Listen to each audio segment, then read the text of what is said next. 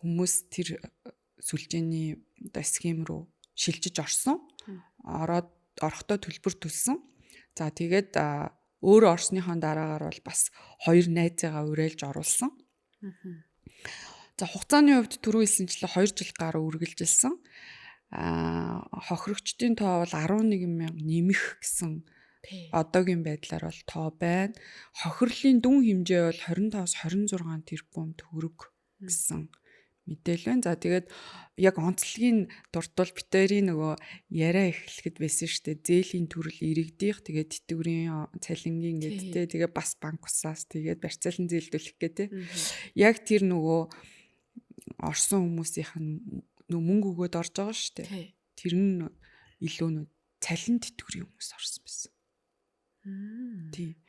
Тэгээд үр дүнд нь бол нөгөө тэр заллим эхлэх гэмт хэрэгт өртсөн мөнгөн дүн гадагшаага урсаад явсан.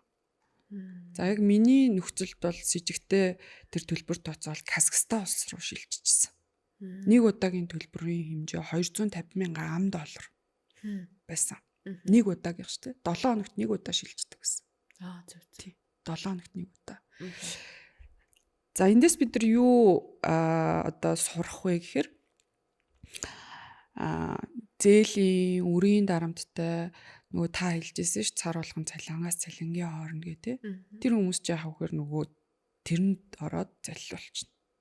Хурдан мөнгөтэй болох гээд. Яагаад гэвэл санхүүгийн боловсрал нэмгэн ойлголт байхгүй. Өөрийгөө урьдчилан сэргийлж чадахгүй байх гэсэн үг.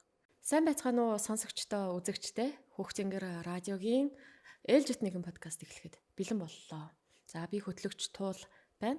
За өнөөдрийн зочин бол санхүү эдийн засгийн их сургуулийн санхүүгийн удирдлагын тэнхимийн ахлах багш доктор Инх Баярын Тамир ирсэн байна. Танд өдрийн мэнд хүргэе. Өдрийн мэнд. За ажил тавлаг.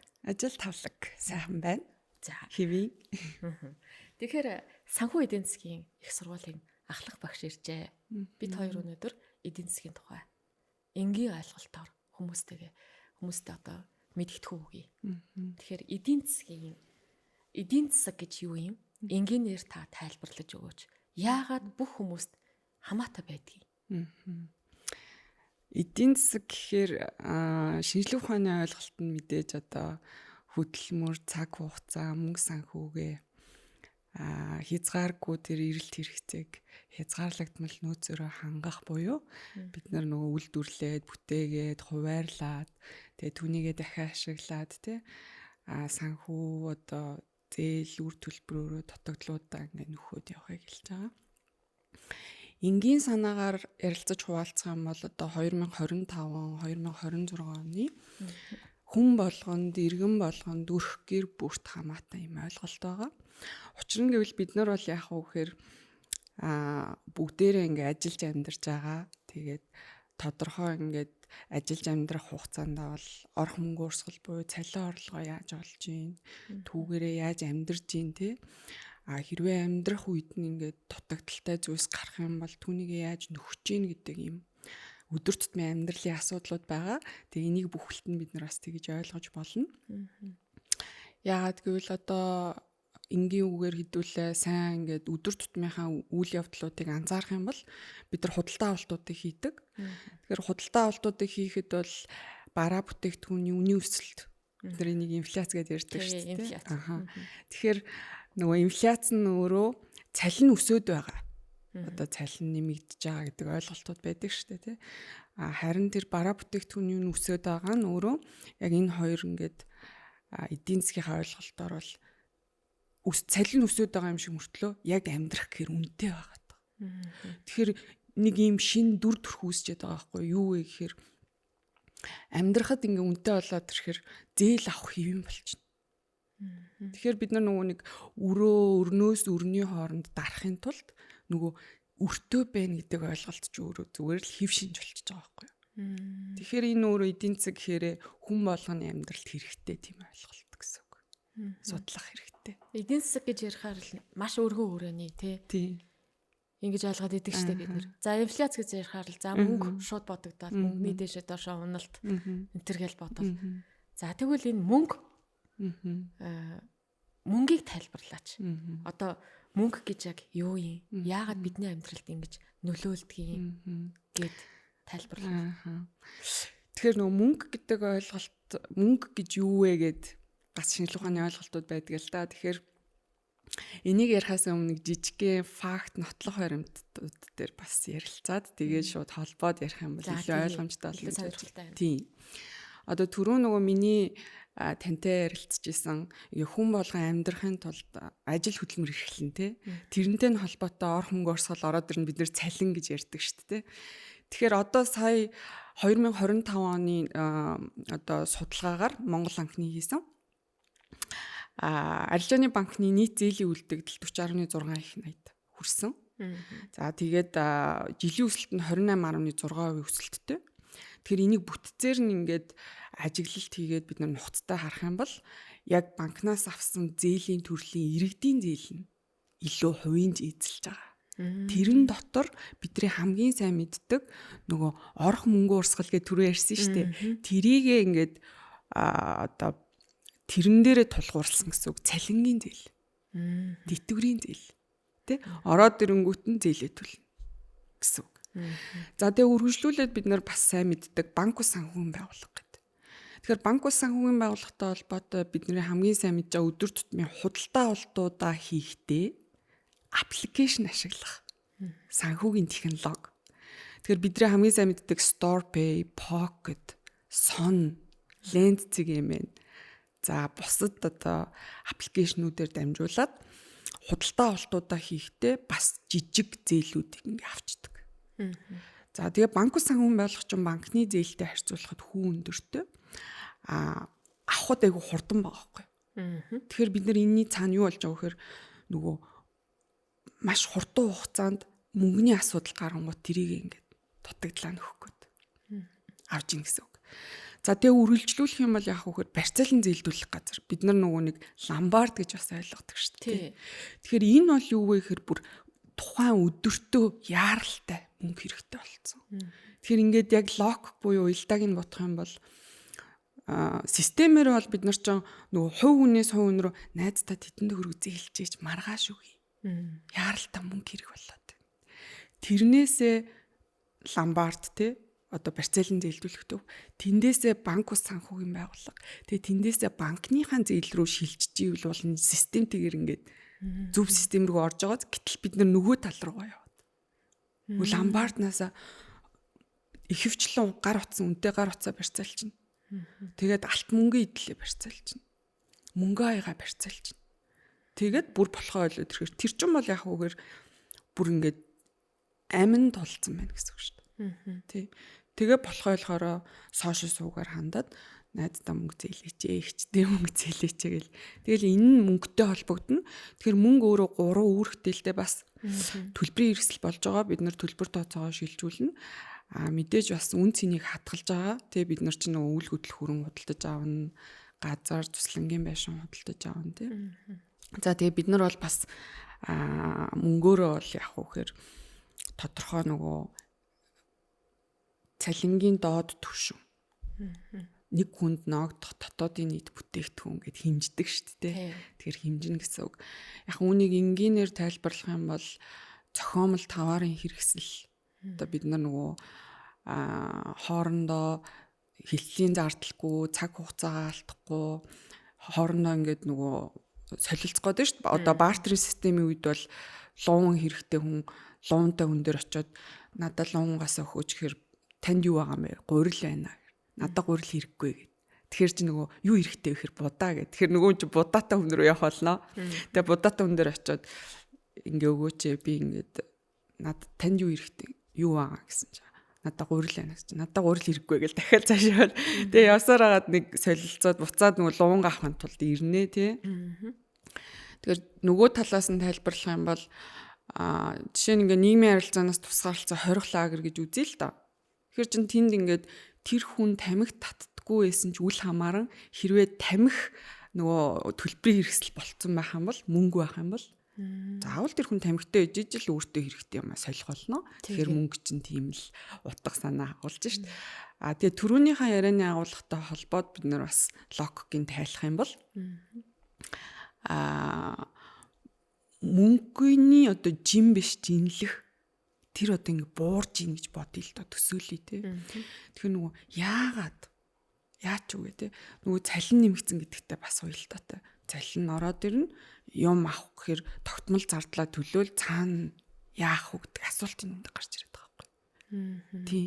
Тэгэхээр мөнгийг бас ер нь бол бид нар тэгээд ойлгочих болно. Тэгээд хамгийн ойрхон жишээ гэх юм бол жил болгоны одоо намар шинэ iPhone утас гардаг штеп. Энэ жил ч одоо 17 гэдэг загвар модель гарсан тий. Үндсэн үн нь $999. Тэгэхээр энэ үн өөрөө доктортой хэлбэлцгүй ингээ байгаа штеп тий. Яг үндсэн утасны маань үн. Харин манай улсын иргэд төлөх болохоор нөгөө 1 сая төгрөг чинь 2 сая, 3 сая, 4 сая, 5 сая болоод үн цэнэ алдчихж байгаа тэр нөгөө жинлж шүү дээ. Тэгэхээр ийм байна. Тэгэхээр мөнгө гэдэг нэрээ. Тэгэхээр мөнгөтэй холбогдохгүй хүн гэж алга. Тэгэхээр мөнгөний талаар ярилцахаар яах аргагүй санхүүгийн боловсролын талаар ярихаас өөр аргагүй болж байна. Тэгэхээр сүүлийн үед бол санхүүгийн боловсрол гэдэг энэ хоёр үг бол маш их яригддаг болжээ. Санхүүгийн боловсролын талаар бас ерөнхийд нь ярилцъя гэх үү. Хүн болгонд энэ бол хэрэгтэй зүйл баг гэж үзэж байна. Үнэхээр бас бид нар заавал ярилцах ёстой тийм агуулга орж ирж байна л да. Тэгээд одоо 2025-аас 2026 онд шилжих жилд биднэрт амьдрахын тулд ам үлдэх гэдэг нэг тийм ёстой юм болоо гэдэг асуултын нэмдэг байна. Тэгэхээр хүмүүс маань сонсогчд маань бас мөнгөтэй холбоотой сэдв ороод ирэнгүүт бас санхүүгийнхаа боловсралтай уяад би юу нь яаж амьдарч байгаа юм бол өдөр тутамдаа тий. Тэгэхээр нөгөө энэ өөрөө боловсрал гэдэг үг бол бас том цар хүрээтэй. Тэгэхээр энийг бид нар өдөр тутмынхаа амьдрал дээр бидний мөнгөндөө хандж байгаа хандлага буюу сонголт маань жижигхэн шийдвэрүүдийнхаа хамтаар нөгөө өнөөдөр миний хийж байгаа шийдвэр сонгож байгаа сонголт маань маргааш надад үрийн дарамт болох уу? Надад санхүүгийн хохирол бий болох уу? Надад эрсдэл аюул нүүр тулах уу гэдэг талаараа урьдчилан сэргийлж ойлгож мэдээлэлтэй байх ийм л ойлголтыг хэлж байгаа шүү дээ тий. Тэгээд санхүүгийн боловсрал гэдэг үгийг өдөр тутмынхаа амьдралтай холбоод бид нэр ярих юм бол жишээ авъя л да тий. Одоо энэ сошиал суваг буюу Facebook дээр reward гэд ийм нэртэй та 10,000 төгрөг 9,000 төгрөгөөр ингээд илснэ. Та ардаас 2 хүн дагуулад ороод ир. Тэгвэл таныг 19,000 төгрөгөөр шагная гэд. Тэгээд та 4 хүн ураад ороод ир. Тэгвэл таныг 39,000 төгрөгөөр шагная гэд.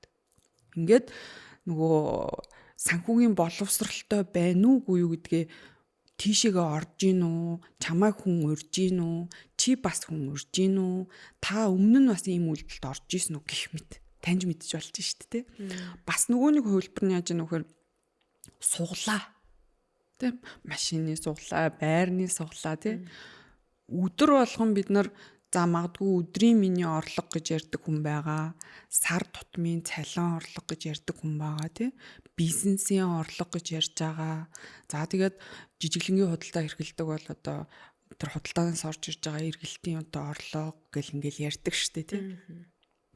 Тэгээд яг зүгээр жишээ аваад хэлэх юм бол миний өдрийн орлого гэл ярил л да тий. Тэгэхээр энэ чинь нөө ялгаатай хэлбэлцэн штэ хүн болгоны ажлын одоо хөдөлмөрийн нөхцөл онцлогудаас. Тэнгүүд ингээд түүнийг ингээд бид нар уялдаад бодонгоо шууд нөө суглаа гэдэг юм руугаа.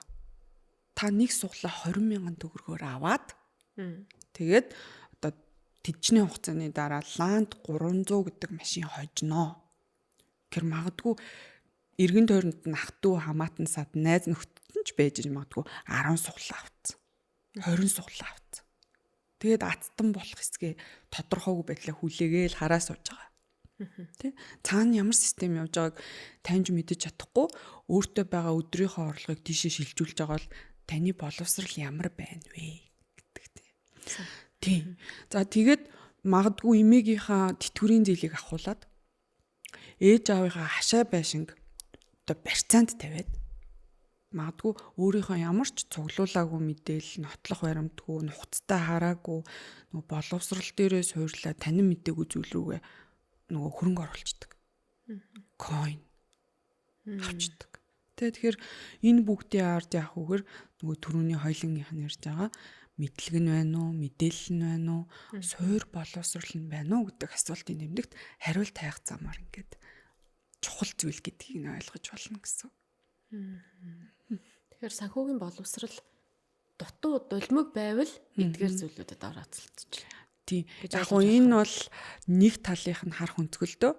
Бид нар нөгөө суурьаар нь, системээр нь цэцэрлэгийн өмнөх наснаас нь тий бага анги, дунд боловсрал, шилжилтийн нас, өсвөр нас, оюутан нас гэх байдлаар одоо системтэйгээр санхүүгийн боловсролыг нь яг үе шаттайгаар ингээд цохих одоо ойлголтуудыг нь боловсрлолоороо дэмжиж ингээд өгөх юм бол нөгөө хамгийн ихний хоёлынгийнх нь ярьсан сэдв биш үү? Эдийн засаг тэр дийлэх, тэр нөгөө хуримтлал хийх, за тэгээ хөрөнгө оруулах хандлагатай иргэн болж төлөвшөх, зээлээ хугацаанд нь найдвартай эрсдэлгүй төлөх гэх мэтчлэн ингээд өөр улс орны нийгмийн эдийн засгийн доктортой хөгжилд илүү эерэг нөлөө үзүүлээд явдаг. Тэгэхээр нэг тал нь бол нөгөө боловсролтой хэсэг нь бас нөгөө юунд хөрөнгө оруулаад юуг худалдаж аваад өдрийн орлогоо хаашаа урсгаад байгаагаас хамаардаг бол нөгөө талдаа боловсролтой иргэн гэхээр бас эдийн засаг нийгмийнхаа хөгжлийг түлхдэг одоо сайн давуу талтай бас байдаг байна шүү дээ. Тэгвэл санхүүгийн боловсролыг одоо өөртөө суулгахын тулд гэх үү. За санхүүгийн боловсралтай иргэн нийгмийнхаа эдийн засагт ч гэсэн өөрийнх нь хувь нэмэр оруулахын тулд бас өөрт нь хувьд нь ч гэсэндээ хэрэгтэй тий. Тэгэхээр өөрийнхөө санхүүгийг өдөр тутмынхаа мөнгөний орлогыг, зарлагыг хянаад нэг ийм айтайхан шиг сайхан амьдарчмаар байдаг. Тэгвэл тэхийн тулд яах вэ?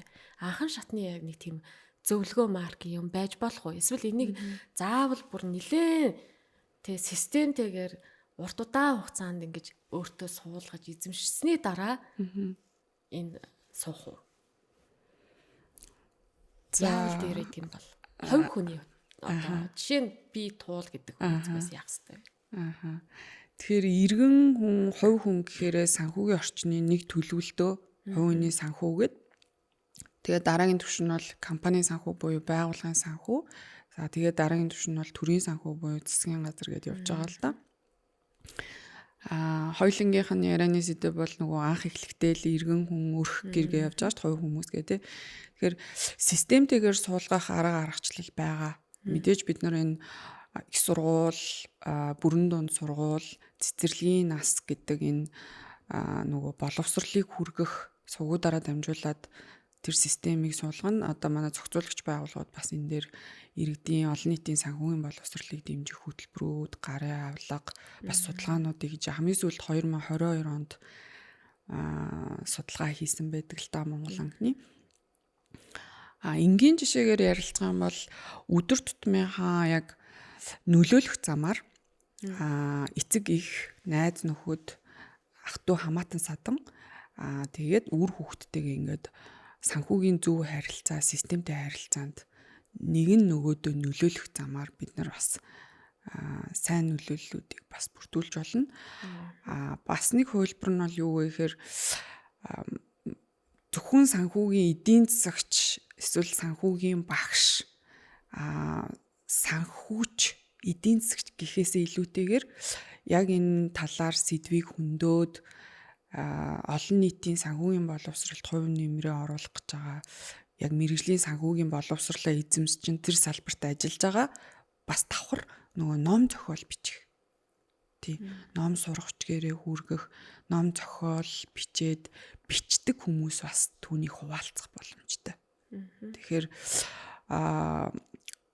сүүлийн үед бол зөндөө олон подкастууд бас хэд хэдэн нөлөөлөгч нартэй олон дагуулж байгаа хүмүүс гэсэн үг шүү дээ. Сошиал сувгаар бас энэ иргэдийн санхүүгийн боловсролд эерэг нөлөө үзүүлэх мэдээллүүдийг цацдаг болсон байна лээ. Тэгэхээр ийм бас хувилбараар холбогдож болно хүмүүстэй.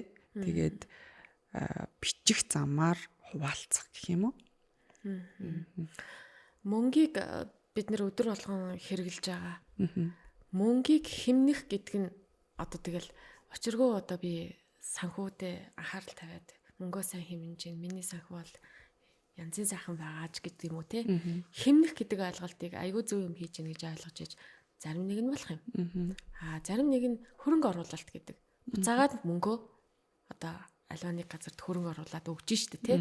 Ингэснээрээ бас миний санхүү сайжирна гэж ойлгож байгаа бол энэ хоёрын ялгааг хэлж өгч. Хэмнэх нь зөв үү? Эсвэл хөрөнгө оруулах нь зөв ч юм шиг. Хэмнэх хөрөнгө оруулах гэдэг хоёр ойлголтыг маш товчхон энгийн ялгаагийн л те. Хэмнэх гэхээр эрсдэл багтай.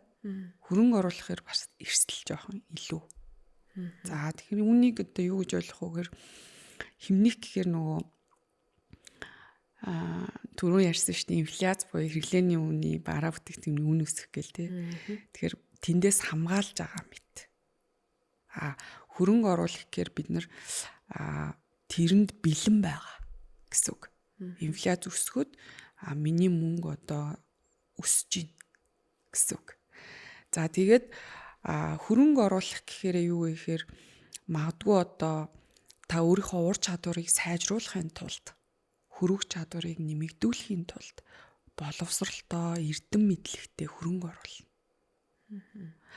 Нөгөө талдаа юу вэ гэхээр өөрийнхөө мөнгийг одоо хэмнэжин гэд үн цэнийг алдуулаад. Тэгээ тийм сурагч дээр үг байдаг л та өгүүлбэр өнөөдрийн нэг төгрөг маргаашийн нэг төгрөгөөс үн цэнтэй гэж. Тэр маргааш эдийн засгт юу болох юм? Нөгөө нэг төгрөг нь худалдаа авах чадвар нөгөө түр iPhone-ы жишээн дээр хоёлаа ярьсан шүү дээ алдчихна. Тийм. Нөгөө тийм Монгол кино гэдэг штэ авдран дотроо хадгалдаг. Мөнгө хадгалдаг. Чи хулган идсэн байсан. Тий, хөргөн хүү кино штэ. Тий. Тэгээд тэгэхээр үн цэн нь унж тий. Тэгэхээр нөгөө ийм үг хиллэг гэх юм уу? Та ингээд мөнгөө буудан дээрээ зурагтынхаа удирдлагыг бариад зурагтаа үзээл хөвтөж байгаа. Тэгээ мөнгөө буудан өөрийнхөө бие хоёрын завсар ингээ хадгалж ил та. За. Тэгэх юм бол ингээд тэр мөнгө өсөх үү? Өсөхгүй шүү дээ. Өсөхгүй шүү дээ. Тэгээ танд мөнгө байгаа. Гэхдээ таны мөнгө өсөхгүй байгаа бол та нөгөө л нэг мөнгөтэйгөө буюу одоо нөгөө л орлогынхоо түвшин дээр байгаад байна гэсэн. Тэгэхээр хөрөнгө оруулах хэмнэх хоёр ч бас нэг ялгаатай ахна шүү дээ. Тэгээ хөрөнгө оруулна гэхээр бас өмнөх яриараа нухацтайгаар холбогддог л доо. Тэр нөгөө ямар ч санхүүгийн боловсралгүйгээр суур танин мэдхүүн ойлголтгүйгээр харьцуулсан судалгаа шинжилгээ хийхгүйгээр coin авахыг хэлэхгүй. Тийм. Бас заллингийн понзин систем рүү хөрөнгө оруулаад хурдан хугацаанд маш гялс баяжчихъя гэдэг тийм ойлголт биш. Тэгэхээр энэ бол тусдаа бас шинжлэх ухааны ойлголт байдаг байна шүү дээ. Мөнгийг яа хүмүүс юм хэрэггүй зүйл үрээд идэм бол та мэргэжлийн үнийн зүгээс юу гэж хардаг вэ? Мөнгийг хэрэггүй зүйлд үрэх гэдэг нь өөрөө тухайн үеийн нөгөө өмнөх ойлголтууд соёлын ярьсан зүйлтэй бас холбогдно. Тэгээ нөгөө санхүүгийн шийдвэр гаргалт гэдэг зүйлүүд бас байгаад байгаа тийм. Тэгэхээр бас тодорхой нөлөөлж байгаа хүчин зүйлсүүд байгаа тийм. Сэтгэл хөдлөл дээр үндэслээд шийдвэр гаргалт хийж гинөө. Хит одоо маркетинг сурталчилгаанд автаж хийж гинөө. Тодорхой нийгмийн дарамтууд бас үүсч болно тийм. Ингээд санхүүгийн шийдвэр гаргалтуудаа хийж гинөө. Өнөөдрийн одоо төлбөрт өгж байгаа, худалдаж авж байгаа мөнгөө урсгал нь маргааш надаа өрийн дарамт бий болох уу гэдэг ойлголт тэр шийдвэр гаргалттай шууд холбоотой гэсэн. Мэдлэг мэдээлэл тий. Тэгээд хэрэггүй зүйлд мөнгөө өрөх буюу одоо нэг худалдаа авалтын стратеги гэж бас ойлгож болно л доо.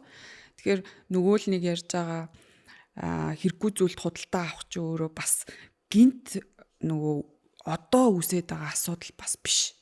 Нөгөө урт хугацааны ингээд туршид бий болсон юм зүйлс байгаад байгаа байхгүй. Яг уу энгийн хэдүүлээ ингээл өдөр тутамдаа мэддгээр бол бид нарын аав ээжүүд ах эгч нар тий одоо артчилсан нийгэм рүү шилжих үеэр өөрийнхөө яг сурч боловсруулсан ажил мэргэжлийнхаа салбараас жишээ нь хөдөө аж ахуй салбараас ажлаа одоо болох шийдвэр гаргаад ганцгын 8 гэж бид нар ярьдаг шүү дээ амьдрал дээр ганцгын 8-нд явсан.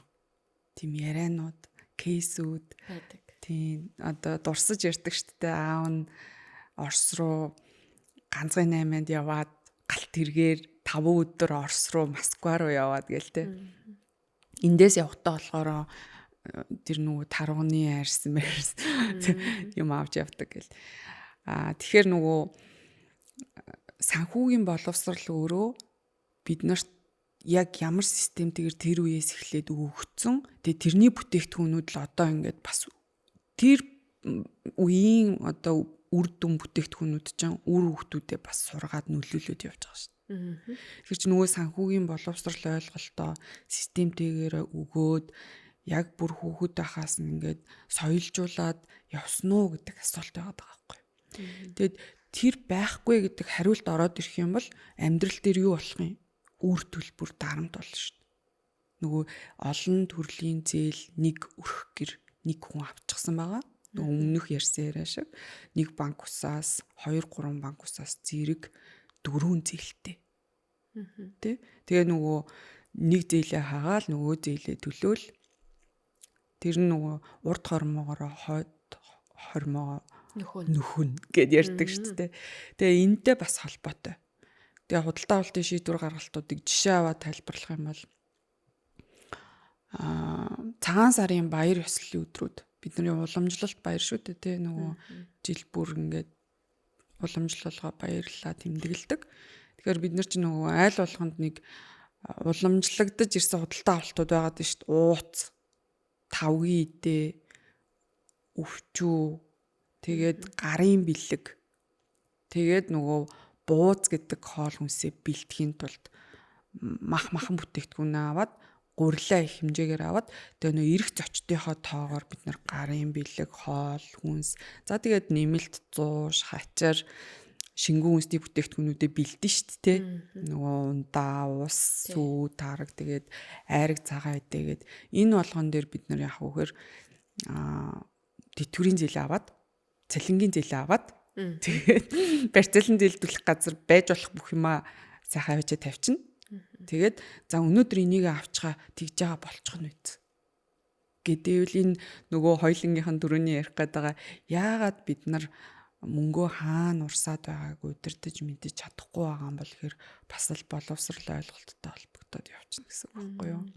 Тий. Тэгэхээр яаж удирдах вэ гэдэг асуулт гарч ирж байна. Тэгэхээр түрүүнийхээ хоёлаа ярьсан 2-3 төрлийн боломжууд байгаад байна. Тэгээд манай санхүүгийн салбарын экспертүүд бас түүнийг анзаараад, ажиглаад анхааралтай аваад подкастуудыг хийгээд, яриануудыг хийгээд бас бусад одоо нөгөө олон хүн дагуулж байгаа тэр хүнийг сонсож байгаа хүмүүс бас нөлөөлөөд сургалтуудыг хийгээд явж байгаа нь бас давуу тал одоо шинжлэхт гэдэг нь шүү дээ. Өөрөө энэ асуудал байгаад байгаа учраас эрэлт байгаад байгаа учраас нөө нийлүүлэлт хэрэгтэй байгаа учраас тэгээ бид нар нөгөө юм ном сурах хүчиг бичдэг хүмүүсээрээ дамжуулаад бас ментор нөгөө сургадаг, хуваалцдаг хүмүүсээрээ дамжуулаад нөлөөлж болно. Олон нийтийн санхүүгийн боловсролыг зөв систем рүү эерэг нөлөөллүүдийг бий болгож болно. Хамгийн чухал одоо арга зам бол бодлогын түвшинд зохицуулагч байгууллагууд маань системтэйгээр боловсролынх нь үе шат болгонд тэр хөтөлбөр, гарын авлага, сурах хүчиг, заах арга зүйн нөгөө хичээлийн ангиллуудад заавал оруулж өгч ийж тэр өөрөө урт хугацаанд яах вэ гэхээр үнцнийг одоо өгнө. Тэр нь нөгөө өмнөх хоёлынгийнх нь ярьсан цэцэрлэгийн өмнөх наснаас нь эхэлнэ. Олон улсын шилдэг туршлагууд. Тэгээ баг дунд боловсрал, тэгээ өсвөр нас, шилжилтийн нас гэд. Тэгээ оюутан нас бүр ажил хөдөлмөр эрхэлж байгаа шажигнсан идэр залуу насанд хүртэл тэр боловсролын системийн яг зохих түвшнийх нь ойлголтууд хэрэгтэй. Нөгөө дөнгөж ажлын байран дээр гараад эхний цалингаа аваад эхнэр хүүхэдтэй болно, гэр бүл зохион, эхний хүүхэд төрөхөд нөгөө бид нар санхүүгийн яг тийм цогц системтэй мэдлэг ойлголттой байх тусмаа улс орны эдийн засгийг тэгж тогтвортой авч явах нь шүү дээ. Бүх яриа маань хоорондоо холбоотой. Таны асууж байгаа асуулт бол холбоотойгоос гадна би бас заавал энийг асууж иж цаашаага гүнзгийрүүлж асуух хэрэгтэй байна гэж бодож байна. Юу вэ гэхээр таны бичсэн ном. Энэ номны тухай хоёлаа яг түрүүн нөгөө камер асахаас өмнө ярьжсэн тийм ээ. Тэгэхээр номон дээр бол таны яг нөгөө одоо бид ард иргэд гэд хэлчихэ л да. Ард иргэд маань санхүүгийн боловсролыг эзэмшээд санхүүгээ яаж зөв удаан хугацаанд зөв зохицуулаад аваад явах вэ гэдэг ер нь энэ менторыг л одоо энэ чиглүүлж зөв авч явуулахын тулд таны ном чиглэсэн юм шиг үлээ тий. Тэгэхээр эхлээд хоёлоод тэгвэл номоо танилцуулчих. Тэгээд би номноос нь асуугаад яг хүмүүст хэрэгтэй зүйлүүдийг бас асуугаа явал зүгээр юм болов уу гэж бодож байна. За баярлалаа. Миний хувьд өрх гэрийн санхүү, хувь хүний санхүүгийн удирдлага гэдэг хичээл, агуулга, танин мэдхүүн болон шинжлэх ухааны ойлголтуудыг хэд хэдэн төрөл хэлбэрээр бас хүргээд хуваалцаад ингээд 6 жил болж байгаа. Энэ хугацаанд бол танхимын болон байгууллагын тэгээ хувь хүний ганцаарчилсан хөтөлбөр уулзалтууд гэсэн сувгуудаар дамжуулаад ингээд хүргээд хуваалцаад явж байгаа. Энэ хугацааны туршдах практик ач холбогдолтой өөрчлөлтүүдийг одоо багш хүний хувьд, судлаач хүний хувьд, ментор хүний хувьд үн цэнийг нь яг амьдрал дээр одоо яг өөрийнхөө энэ Монгол улсын тий эдийн засгийн нөхцөл байдал, санхүүгийн орчин нөхцөл байдал дээр туршиж үзээд одоо зааж байгаа хичээлийнхаа шинжлэх ухааны агуултыг тэгээд 6 жилийн хугацаанд тодорхой олон төрлийн кейсүүдтэй өөрөө нүүр тулаад за түүнийгээ бас хуваалцах замаар энэ талын ойлголтыг олон нийтийн санхүүгийн боловсролыг нэмэгдүүлэх, суурийг нь тавих, илүү шинжлэх ухаанч, мэдлэг мэдээлэлтэй болгоход ном бичиж одоо хуваалцаж үн цэн хүргэе гэсэн юм мөрөөдлийг бол тэгээд ингээд явж исэн. Энэ хугацаанд судалгааныхаа ажлуудыг хийгээд өөрөө бас суралцаад бас хичээлээ заагаа явж исэн чинь нөгөө бүх зүйл өөрөө төгс төгөлдөр дартан, амархан, гяс хурдан болохгүй системтэй алхамаар болдгийм байх гэдгийг бол бүтдгийм байх, өргөддгийм байх, баригддгийм байх гэдгийг бол өөрийнхөө амьдрал болон ажил мэргэжлээрээ олж мэдсэн юм аа. Тэгээ энэ хугацаанд одоо тодорхой тохиолдож байгаа кейсүүд буюу сорилт бэрхшээлүүдийг яг сурсан мэдсэн зүйлсээрээ буюу яг энэ санхүүгийн шинжлэх ухаантай холбож өрх гэрийн санхүү, хувийн санхүүгийн удирдлагаа сайжруулах замаар ингээд туршаад явж агаад тэгээд тодорхой нэг түвшний алхмуудад сайжирсан. За үүнийг бол амьдрал сайжирсан гэд илэрхийлж л та тий чанаржих, чанарын индекс.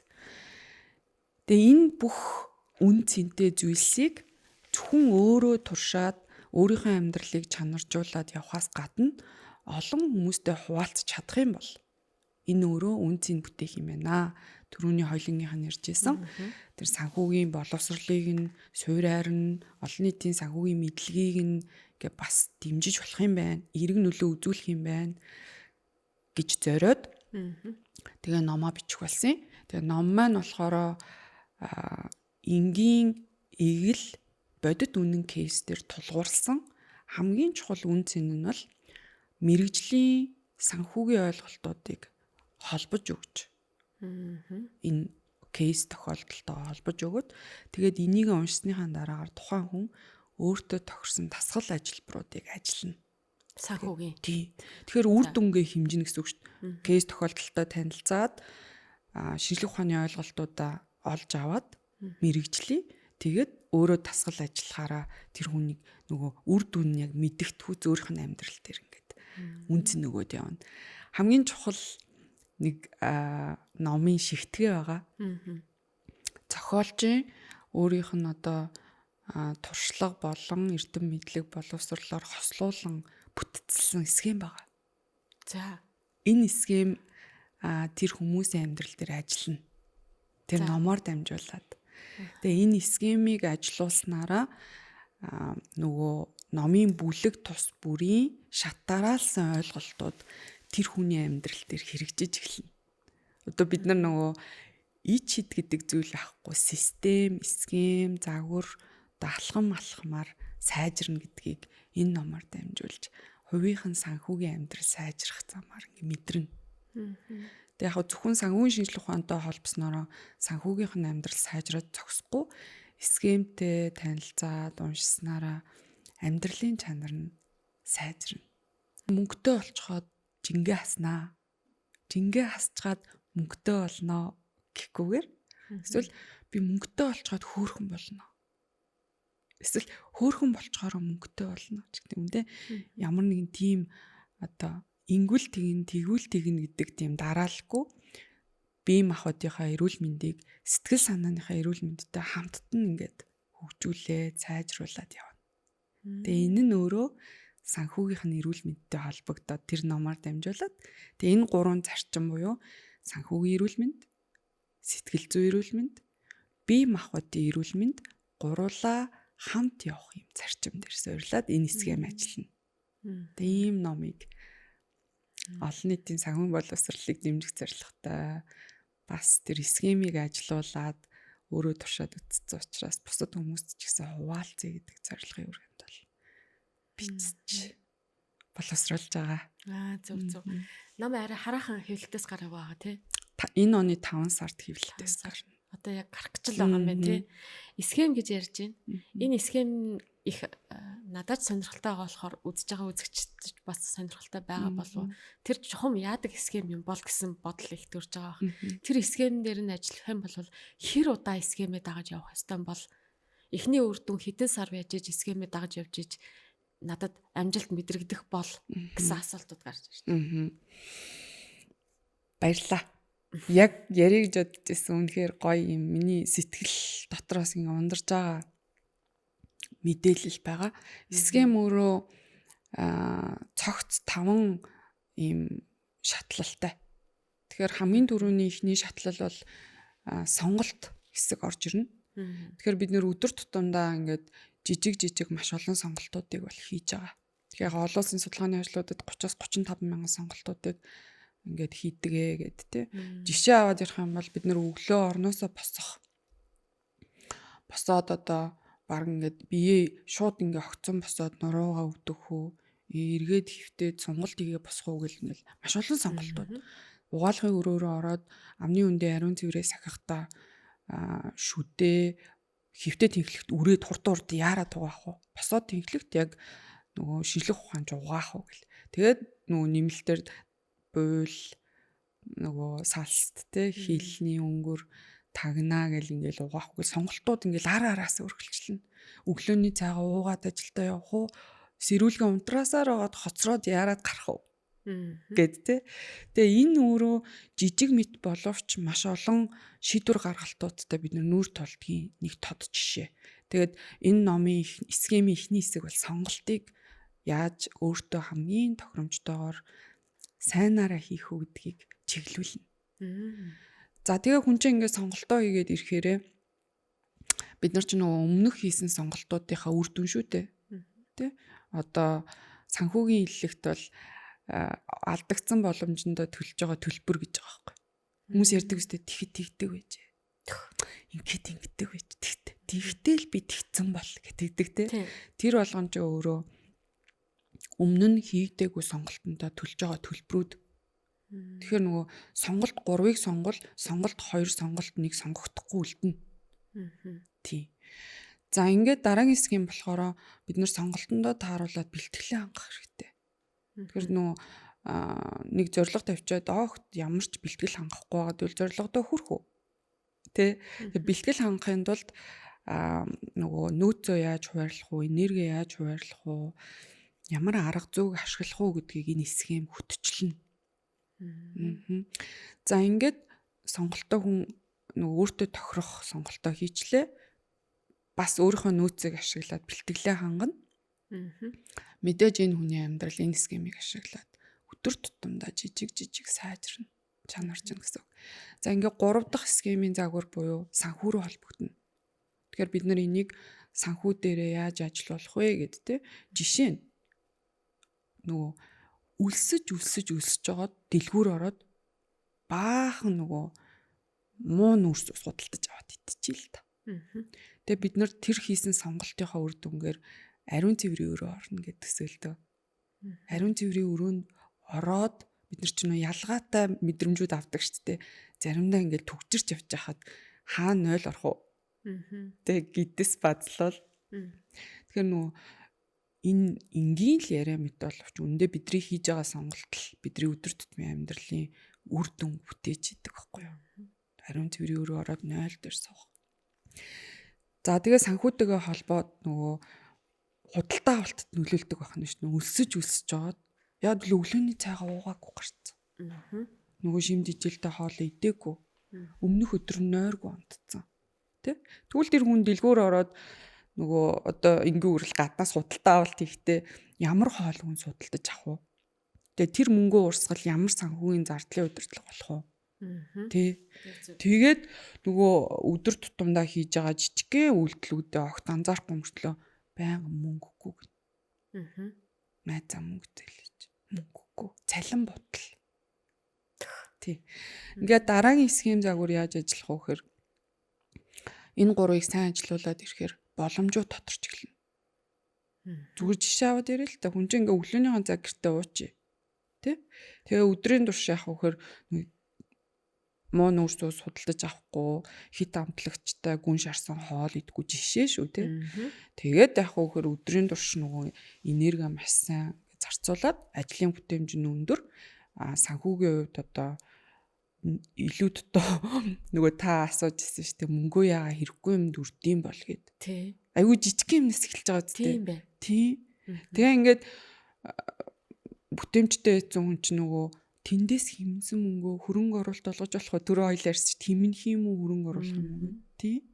Тэр чинь заавал нэг хэмнжиж хөрөнгө оруулдаг биш тий. Заавал нэг буруу юмд алтчаад тэрийг олж төлдөг.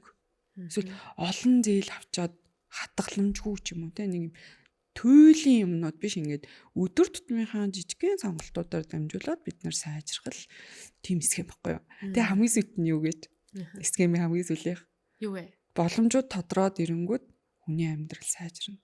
Та түр асуусан шүү дээ эзээ бид нар чанарч байгаа мэдрэхүүгээд мэдрэнэ.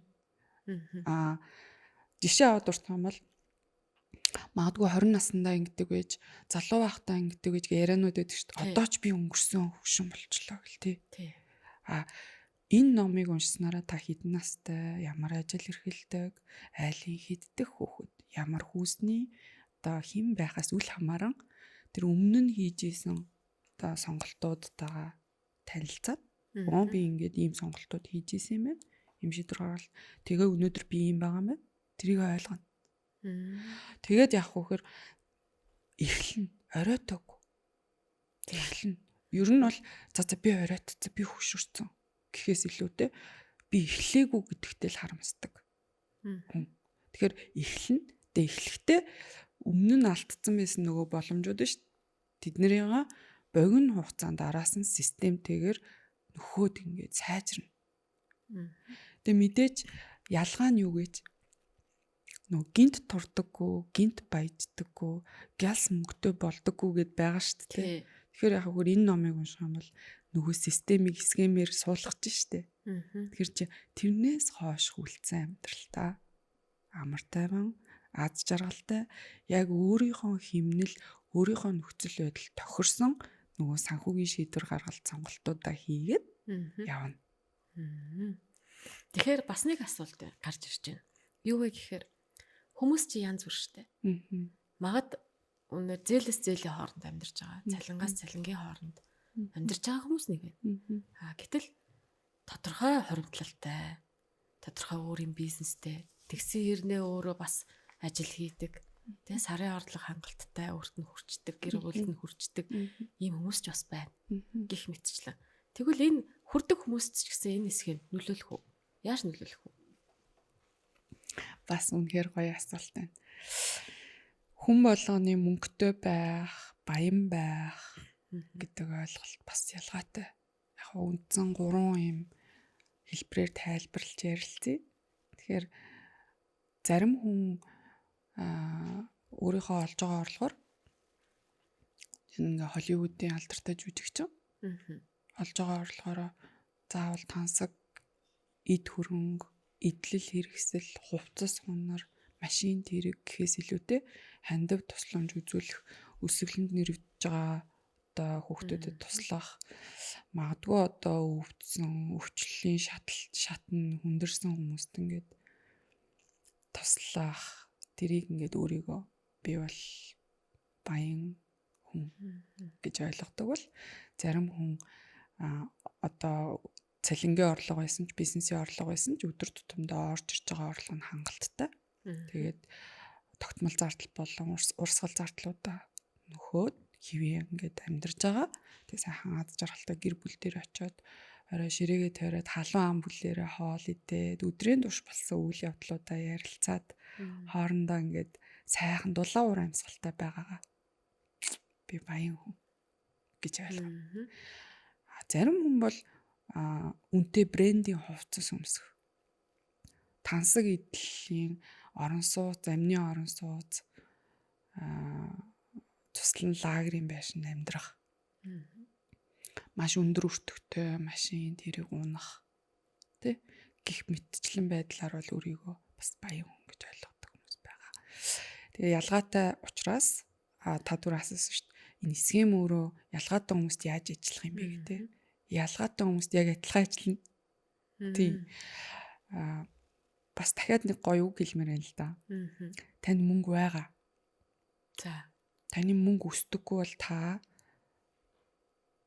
ядуу хүн гэж. Тэгэхээр нөгөө ямар ч хүн байсан дөрөв нөгөө хамгийн ихэнд хоёлаа яриагаа эхлүүлсэн шүү дээ. Хязгааргүй хүсэл хэрэгтэй. Хязгаарлагдмал нөөцөр хангана гэдэг. Тэгэхээр нөгөө мөнгө өсгөн, хөрөнгө оруулна гэдэг чинь бас шууд хязгаарлалаа. За чи бизнесийн орлоготой юм чи одоо мөнгө ч өсөх хэрэггүй гэсэн үг биш аах нь шүү дээ. Тэгэхээр схем бол яг адилхан ажиллана. Тэгэхээр ер нь бол баянч бай, мөнгөтэйч бай, ядууч бай, мөнгөгүйч бай бүгдэнд нь ижил нөлөөлөл ажиллаад явах нь шүү дээ. Тийм схем. Төрөний нөгөө яриач юм болохоор шууд баян ч юм уу ядуу ч юм уу гэж хуваахгүйгээр бид нар ч нөгөө бас шинжлэх ухааны ойлголтууд өгдөг байхгүй юу? Нөгөө дундаж орлоготой хүмүүс, өндөр орлоготой, тэгээд дунджаас доогуур амжиргааны түвшин доогуур гэд нэрлэлтгэлтэй. Тэгэхээр яг тэр нэршил ялгаа англиараа ярих юм бол аль ч түвшинд байсан ном ажиллана, тэр схем ажиллана гэсэн үг санаа нь бол тийм. За ойлголоо. Тэгэхээр их гоё. Ер нь л бол баг гарын авлага гэж хэлж болохоор байна шүү дээ. Хүнийг удирдаад явцдаг санхүүгийн төвчөнд ингээ удирдаад явах ном биш дээ. Тэгж ойлгож болж байна. Тэгээд нөгөө нэр нь их сайн гоё. Хамгийн гоё нь надад тэр нь таалагдаад байгаа. Сонголт гэдэг. Ерөөсөө сонголт. Бүх юм сонголт. Таны сонголтоос ч шалтгаална. Санхүүч вэ, эрүүл мэндч вэ, бүх зүйл. Маш зөв. Тэгээд угаасаа мөнгө гэдэг зүйл чинь хүний бүх юмтай холбогдож идэж уудаг хүнс, эрүүл мэнд, хувцас, хунар, эрдэм, боловсрал бүх юм мөнгөтэй холбогддог. Мөнгөгүй юм энд холбогддгүй байхгүй хаа. Би бол тэгж харах хонор бодоод суужлаа. За хоёулаа дараагийн миний асуух гэж байгаа асуулт ерөнхийд нь бас ярих хэрэгтэй болов гэж бодож байна. Яагаад тэгэхээр бит хоёр бас тодорхой хэмжээний цагт баригдаж ярьж байгаа учраас одоо сүүлийн үед эрсдлүүдийн санхүүгийн аягүй олон эрсдлүүд гараад ирсэн тий. Жишээ нь түрүүн таны ярианаас дурдчихжээ coin байна тий. Олон одоо ийм санхүүгийн ловер гэж одоо хэлж болох юм уу да. Тий янз янзын одоо зүйлүүд гараад ирсэн л байна л да. Тэгээ ловерт өртсөн захим заллан гэдэл энэ олон зүйлүүдийг бас хөндөж ярихгүй байж болохгүй нэ. Тэгэхээр энэ захим заллан олон мөнгөний ловеруудад эрсдлүүдэд орохгүй тулд хувь хүн өөрөө юу анхаарах ёстой юм. Энэ захим заллан гэдэг чинь эсвэл энэ ловерууд чинь ийм зарчмаар ингэж явагддаг зүйлүүдээ гэд бас мэрэгжлийн хүний зүгээс өгөх зөвлөгөөнүүд юу байна уу? Энэ талаар хоёлаа ярь. За бас үнэхээр гоё асуулт байна. Миний судалгааны өөрийн чиглэл дотор маань энэ хэсэг мэдээлэл бас орж ирдээ. Аха. Тэгээд бит хоёрын ярьж байгаа агуулгын хамгийн эхлэл хэсгийн өрнөл хэсгийн агуулгуудтай бас холбогдож байна. Тэгэхээр санхүүгийн боловсрал яагаад хэрэгтэй юм? Санхүүгийн боловсрал суур мэдлэг ойлголт байхгүй байснараа ямар сөрөг үр дагавар нөлөөнүүд бий болж байгаа юм гэдээ ярьж ирсэнтэй холбогдоод. Тэгээд шууд ингээд жишээгээр хүн болгоны бас мэдж байгаа цухас сонсон байж болно.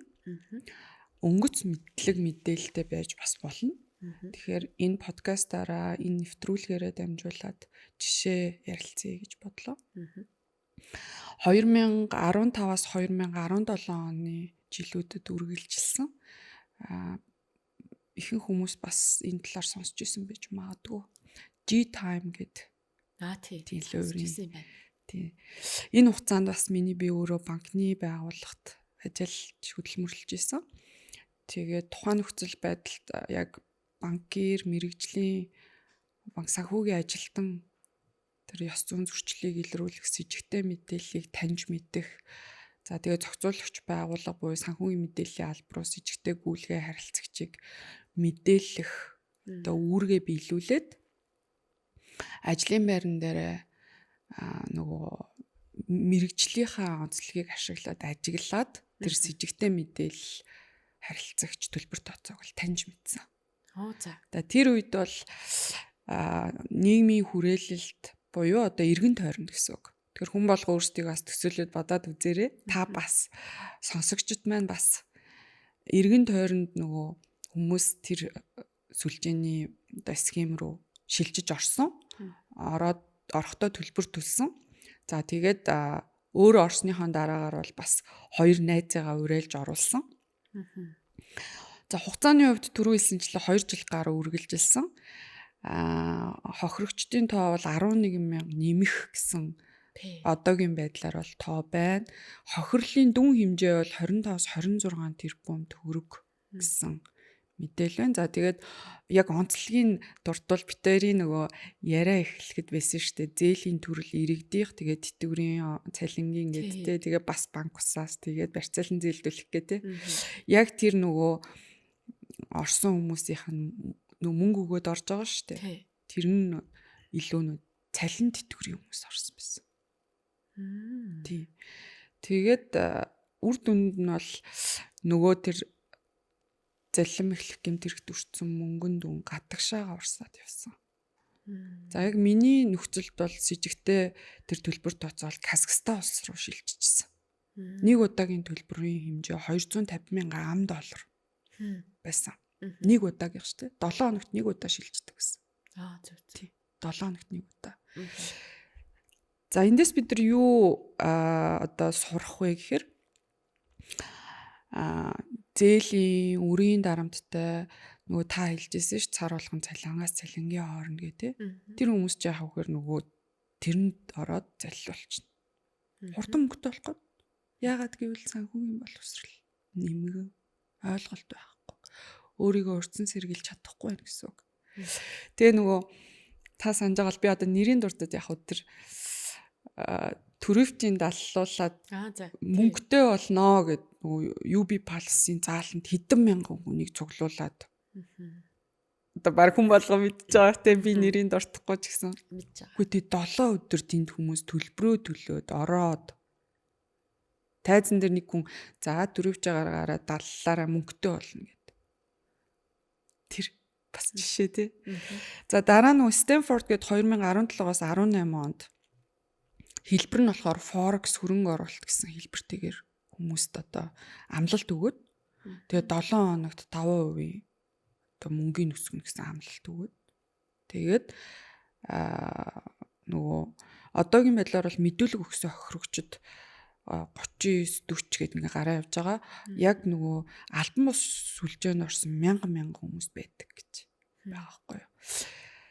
За тэгээ тэрэнд нь хөдөө орон нутгийн иргэд бас орсон. Зөвхөн хотынх биш. За хамгийн сүүлийн бодит жишээ 2020-с 2024 Хөвсгөл аймагт гарсан. Бэлтэс мөрөн гэдэг. Аха. Тий.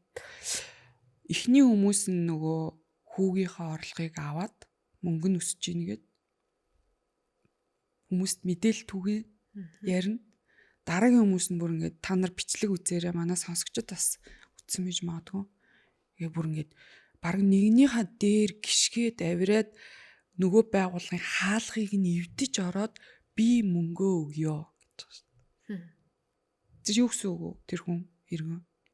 Нөгөө ойлголт мэдлэг мэдээлэл бүр ярихгүй тэрийг ярихгүй тэнд бүр ингээд нэгнийхээ дээр гიშгээд барилга байгууламжийг эвдэлж ороод би мөнгөө өгч өсгий гэд орж шүү дээ. Тэгээд заллан лувер понзи схем. Хөдөө орон нутгийн иргэд өртсөн. 2600 орчим хүн. Одоо оролцсон. 35-аас 48.4 тэрбум төгрөгийн хохирол. Одоогийн байдлаар байна. За тэгээд нэг хүн ойролцоогоор 1 саяас 800 сая төгрөг хүртэл авч мөнгө өгсөн. Маш их мөнгө. За тэгээд сая би нөгөө оюутнуудтайгаа Монгол анхны болон санхүүгийн зохицол хорны эрдэмшлийн хурлуудад судалгааны өгүүлэл бичээд ингээд орж байгаа л доо. Facebook гэж сошиал суваг дээр байна. Та нар ороо шалгаарай. Манай сонсогчдод бас ороо шалгаарай. Тэгээ энэ подкаст маань бас зөвхөн подкаст цацагдаад байгаа ш. Та нарт маань подкастаараа хүртэл дамжуулаад үн цэнтэй мэдлэг мэдээлэлээ туршлагаа хуваалцаж байгаа. Reward гэд нэртэй. Тий. Шагнал гэсэн үг шүү дээ. Монголоор нөгөө түрүү ярьсан ш хоёлоо яриан дундаа 9,000 төгрөг төлөөд 19,000 төгрөг төлөө ороод 2 хүн элсүүлээд нөгөө мөнгө өсгөж аавна. Одоо бараг жил болцсон юм шиг шүү дээ. За. Тийм хууль эрх зүйн байгууллага цагдаагийн албаныхан бас шалгаад тухайн сувгийг с жигтэй тэр байдлыг нийлрүүлэх нь зүйтэй ах гэж бодож байна. Мэргэжилтний зүгээс бол. За тэгээд бид нар өшөө нэмээд ярих юм бол маш олон хэлбэрүүд байна. Лайв хийж байна. За. Хойноо ингээд олон хайрцаг хүрсэн байна. Тэр хайрцаг дотор юу байгаа нь одоо тэр лайвын цаанаас бол харагдахгүй. Лайвн дээр бол хайрцаг онгойлгож байна. Нөгөө лайв үзэж байгаа хүмүүс маань тоо хэлж байна комментор. 17 гэд. 17 дахь хайрцгийг онгойлголоо. Тосгүй шарагч гарч ирлээ гэл. Тэгээ тэрийг авах юм уу? Тий. Тэгээ мөнгө төлчин бүгдээрээ ижил дүнгээр. Хайрцагнаас юу гарч ирэх нь тодорхойгүй. Тоогоо бичээд мөнгөө төлөөд. Ижилхэн. Төсөөлөгдөж гинөө. Та 17 гэдэг тоо хэлээл би 2 гэдэг тоо хэлээд хоёулаа адилхан төлбөр төлөөд орно. Тэнгүү таны 17-тай хайрцагнаас тэр лайв дээр нь бол тосгүй шарагч гарах юм байна. А минийхээс бол яг үхээр нэг жижигхэн чихмэл тоглоом гарах юм байна. Тий. Лойр. Завшаа суглаа байна те түрүү ярьсан. Тий. Нэг гэртээ хүүхдээ хардаг ээж, 4 хүүхэдтэй ээж тогтмол тэр суглааг худалдаж авдаг. Нэг удаа машин хожсон гэд. Тэрийг хүн болгонд яриад. Өөрөө машин ятсан юм. За. Тэгээд одоо ерөөс ажил нь тэр суглаах болсон. Тэр хитэн тим хүн гэртээ суглаанд оролцож байгаа л жишээ нь. За өшөө бид нар ч одоо маш олон төрлийн нөгөө чатаар орж ирж штэ нөгөө танд илгээмж ирлээ та дэлгэрэнгүй хаягаа оруулна уу чат ирэл. Дарлаа. Таны зураг тэнд постлогдсон байна. Дарлаа. Гэх мэтчлэн ингээд маш олон төрлийн бид нарыг мөнгө санхүүгийн хувьд одоо мэдлэггүй, ойлголтгүй, төлөвшөөгүй, соёлгүй байгааг ашиглаад тийм байна. Ийм үл кейсүүд болдог гэсэн үг. Ер нь бол бид хоёрын ярилцлага өндөрлөгтэй хандж байна. Магад миний бас асууж амжаагүй. Өнөөдөр бол бац та номынхоо талаар дээрэс нь те ерөнхийд нь эдийн засаг болоод мөнгө санхүүтэй хувь хүн өөрөө яаж харьцах хэвтэй. Ер нь энэ чи юу гэсэн үг юм гэдэг ерөнхий ойлголтуудыг өгөх гэж ярьсан тийм ээ. Тэгэхээр бас миний асууж амжаагүй зүйлүүд магадгүй таны яриада гэсэн орхигдсон зүйлүүд байж магадгүй юм. Төгсгөлд нь танд орон зай үлдээ. Та яг төгсгөлийн энэ хэд минутад бас ашиглаад ярих зүйлүүдээс орхигдсон зүйлүүд байвал ярьж болно. Тэгээ хоёулаа ярих өндөрлөө. Баярлалаа. Миний ярихыг хүсэж байгаа, хуваалцахыг хүсэж байгаа үн цэнтэй тийм агуулгууд бол байгаа. Өнөөдрийн подкастэнд орох боломж олцсон, бас та намайг урьсан, хоёулаа ингээ ярилцж байгаа бол бас нэг таатай, сайхан юм бусдтайгаа хуваалцах боломж байна гэж харж байна. Баярлж байна, талархаж байна. Яг л энэ мэдрэмжээрээ номоо бичиж байгаа. Бусдаа тэр үн цэнээ хуваалцъя, сурсан мэдснээ хуваалцъя. Яг өөрийнхөө ингээд туршлагаараа бас мэрэгжлийнхаа онцлогоор тодорхой төвшөнд ингээд санхүүгийнхаа удирдлага, ойлголт, мэдлэг мэдээлэлээ сайжруулснаар хүний амьдрал бас их сайжирд юм байна. Түрүү ярьсан эрсдэлтэй тал нь байхад хэрвээ энэ санхүүгийн мэдлэг боловсрол сайжраад ирэх юм бол эргээд бас давуу талууд байгаа шүү дээ тий. Тэгээ энийг л ер нь олон хүнд хүргэе, хуваалцъя гэж зорьсон учраас ийм үн цэнтэй ном бичвэрээр дамжуулаад хүргэе да гэсэн зорилт маань байгаа юм аа. Тэгээ мэдээж одоо сошиал сувгуудаа хөтлөөд явж байгаа номын маань нэртэй адилхан гэрэл үсгээр сонголт гэд бичгээд хайлтан дээр илэрч гараад ирнэ. Facebook, Instagram, бусад сувгууд дээр яг энэ нэрээрээ явж байгаа. Мөн миний хувьд бол Facebook групп үсгээд огт төлбөр авахгүйгээр ямар ч төлбөргүйгээр сонсогчдоо, уншигчдаа танин мэдхүй ойлголт буюу ном гаргахад энэ схемээ яаж унших юм, схемтэйгээ яаж танилцах юм, схемийг ашиглаад мэргэжлийн ойлголтуудаа яаж өөрийн болгож эзэмших юм, хамгийн гол нь өөрийнхөө арга зүйг яаж одоо өөртөө шингээж нутагшуулж соёлжуулах вэ гэдгийг танин мэдхүйн төвшөнд лайв сургалтаар группээрээ дамжуулаад хүргээ явж байгаа. Тэгээд цаас цаашдаа бол бүх л одоо зорилтод бүх уншигчид сурагч те одоо хөтөлбөрт хамрагдаж байгаа хүмүүстэй бас аль болох хүртээмжээ нэмэгдүүлээд өөрөө хурч очие, багаараа очие гэсэн юм зорилтуудтай байгаа. Тэгээд энэ подкастын хамгийн сүүлд бас уншигчид нөгөө сонсогчдоо юу гэж уриалах вэ гэхээр нөгөө өмнө нь ярьжсэн шигэ гинт гялс амархан аргаар хүрэх тийм үр дүн гэж бол байхгүй. Тэгээ өдөр болгоныхоо жижигхэн сонголтуудыг сайжруулад шийдвэр гаргалтуудаа чанаржуулад тэгээ бид нар бэлтгэлээ яг тэрэндээ тааруулаад ингээд нөөцөө хуваарлж чадах юм бол бидний боломжууд бол ингээд нөгөө санхүүгийн шийдэл ухаанаар дамжаад бол ирнэ. Тэгээд амьдрал бол сайжрна, чанарч нь алхам бүрээр жижиг системтэйгэр гэсэн үг. Тэгээ энийг л бүх уншигчдаа самбарын өмнө заах эсвэл тэг инг гэж одоо зааварлахгүйгээр яг өөрийнх нь арга зүйг таниулах замаар хуваалцаж хамтдаа хөгжиж тэ хөтөж байж энэ номороо дамжуулаад үнцэн бүтээл гэж зорж байгаа юм да. За ингээд өнөөдрийн зочин маань санхүү эдийн засгийн их сургуулийн санхүүгийн удирдлагын тэнхимийн ахлах багш доктор Инх баярын Тамир оролцож бидэнтэй ярилцлаа. Тэгээ хамтдаа байсан бүх үзэгч сонсогчдод баярлалаа. Танд баярлалаа. Ажлын амжилт хүсье. Баярлалаа. За ингээд дараагийн дугаараар эргээд уулзъя. Өнөөдөр бид санхүүгийн талаар санхүү эдийн засгийн талаар товчхон бас нэг цагийн хугацаанд ярилцлаа. За ингээд баяртай дараагийн дугаараар уулзъя.